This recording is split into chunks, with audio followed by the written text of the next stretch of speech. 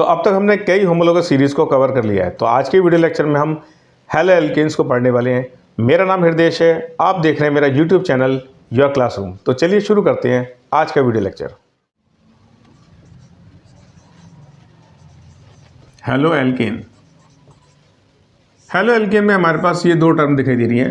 पहली टर्म आ रही है हेलो, दूसरी टर्म आ रही है एल्केन। तो यहाँ पर हेलो का जो मीनिंग है वो ये है कि एटम्स ऑफ हेलोजन एलिमेंट्स। और हेलोजन एलिमेंट्स में आपको पता है कि कौन कौन से एटम्स आते हैं हमारे।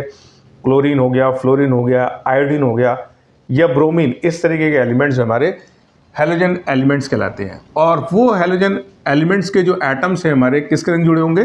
एल्केन्स के संग। तो यानी ये ऐसे कंपाउंड्स होंगे जिनमें एल्केन्स के संग एटम्स ऑफ हेलोजन एलिमेंट्स जुड़े होंगे। चलिए इसके कुछ कंपाउंड्स बनाने की कोशिश करते हैं।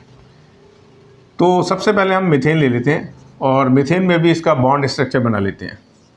तो ये कुछ बॉन्ड स्ट्रक्चर है हमारा मीथेन का। अब हम क्या काम करते हैं, इसके सीरीज़ के कंपाउंड्स बनाने के लिए हाइड्रोजन को रिप्लेस करते जाएंगे किसके संग?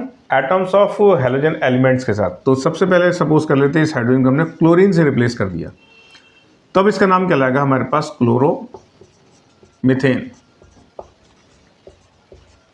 और ऐसे ही अगर हमने इस वाले हाइड्रोजन को भी हटा करके क्लोरीन कर दिया तो ये कहलाएगा हमारा डाइक्लोरोमीथेन, क्योंकि इसमें क्लोरीन के दो एटम्स यूज़ हो रहे हैं तो उसके लिए हम डाई का यूज़ कर रहे हैं, बाकी क्लोरोमीथेन वही रहेगा।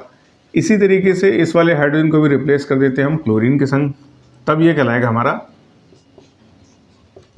ट्राइक्लोरोमीथेन। और अगर हमने इस वाले हाइड्रोजन को भी रिप्लेस कर दिया क्लोरीन के संग तो ये हमारा कहलाएगा टेट्रा क्लोरोमीथेन, या इसको हम बोल सकते हैं कार्बन टेट्राक्लोराइड। Carbon tetrachloride. और इसकी वजह यह है कि कार्बन का तो हमें एक ही एटम दिखाई दे रहा है और टेट्राक्लोराइड का मीनिंग क्या है कि टेट्राक्लोराइड ये रिप्रेजेंट कर रही है कि यहाँ पर क्लोरीन के एक कार्बन एटम के संग चार एटम जुड़े हुए हैं, तो इसलिए हम इसको बोलने वाले हैं कार्बन टेट्राक्लोराइड। चलिए कुछ और कंपाउंड्स बनाते हैं। तो यहाँ सपोज कर लेते हैं ब्रोमीन है, फिर यहाँ हाइड्रोजन है, फिर यहाँ हाइड्रोजन है, फिर यहाँ पर हाइड्रोजन है। तो अब मुझे बताइए इसका नाम क्या बताएंगे? ऑफ कोर्स ये रहेगा हमारा ब्रोमो मीथेन। और यहाँ अगर हमने क्लोरीन को भी अगर ऐड कर दिया तब क्या नाम कहलाएगा इसका? इसमें अल्फ़ाबेटिकल ऑर्डर चलेगा, क्योंकि ब्रोमीन में बी क्लोरीन के सी से पहले आता है, तो ये कहलाएगा हमारा ब्रोमो क्लोरो मीथेन।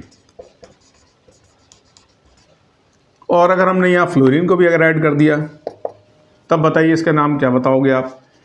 तब यहाँ पर ब्रोमो क्लोरो फ्लोरो मीथेन। और अगर हमने यहाँ पर आयोडीन को भी जोड़ दिया तब एक नया कंपाउंड बन जाएगा ये, और ये क्या कहलाएगा? अब ये कहलाएगा हमारा ब्रोमो क्लोरो फ्लोरो आयोडो मीथेन। इसी तरीके से हम इथेन का इस्तेमाल कर सकते हैं इसके कंपाउंड्स बनाने के लिए। कैसे? तो ये सपोज कर लेते हैं यहाँ हम क्लोरीन को जोड़ देते हैं, बाकी जगह हाइड्रोजन ही शो ही कर देते हैं। अब इसके नेम कहलाएगा ये क्लोरो इथेन। एक और अगर हम हाइड्रोजन को रिप्लेस कर देंगे यहाँ पर तो ये कहलाएगा डाइक्लोरोइथेन। और अगर कुछ ऐसा दिखाई दे कि हमें ब्रोमीन हमने यहाँ जोड़ दी तो यहाँ पर कार्बन एटम्स को नंबर हमें देने पड़ेंगे, क्योंकि बी सी से पहले आता है तो ये फर्स्ट कार्बन, ये सेकंड कार्बन हो जाएगा। तो उस केस में इसका जो नेम बनेगा वो कहलाएगा 1 ब्रोमो और 2 क्लोरो मीथेन, सॉरी इथेन। अब कहलाएगा इथेन, छोटा ही बना लेते हैं। तो ये कुछ इसके नाम रहेंगे। तो I hope you understand haloalkanes. चलिए नेक्स्ट सीरीज लेते हैं कीटोन। कीटोन सीरीज का जो फंक्शनल ग्रुप है वो कुछ ऐसा होता है। तो सी डबल बॉन्ड ओ या सिंगल बॉन्ड और सिंगल बॉन्ड। अब इन सिंगल बॉन्ड के संग कोई ना कोई एल्किल सीरीज़ का मेंबर जुड़ा होगा। तो यहाँ पर मान लेते हैं एक R मेंबर है और एक यहाँ पर है R डैश मेंबर। तो this is the general formula of ketone. तो चलिए अब इस सीरीज़ का पहला कंपाउंड बनाने की कोशिश करते हैं। अगर मान लो कि अगर हम C1 का इस्तेमाल करते हैं तो कार्बन का एक एटम तो हमारा इसके फंक्शन ग्रुप में ही आ रहा है। तो इसका मतलब ये जो एल्किल सीरीज़ के जो मेंबर्स हैं वो तो जुड़े ही नहीं होंगे।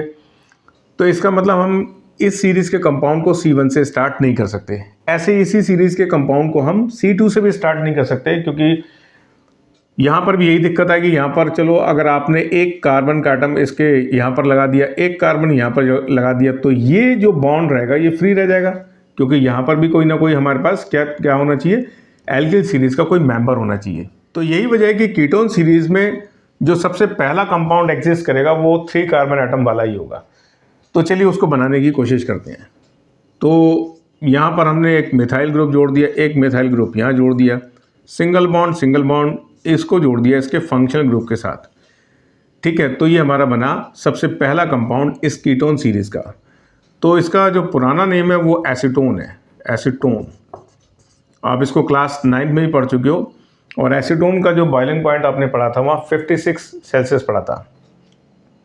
आईयूपीएसी नाम की बात करें तो इसमें कार्बन के हमारे पास 3 एटम दिखाई दे रहे हैं।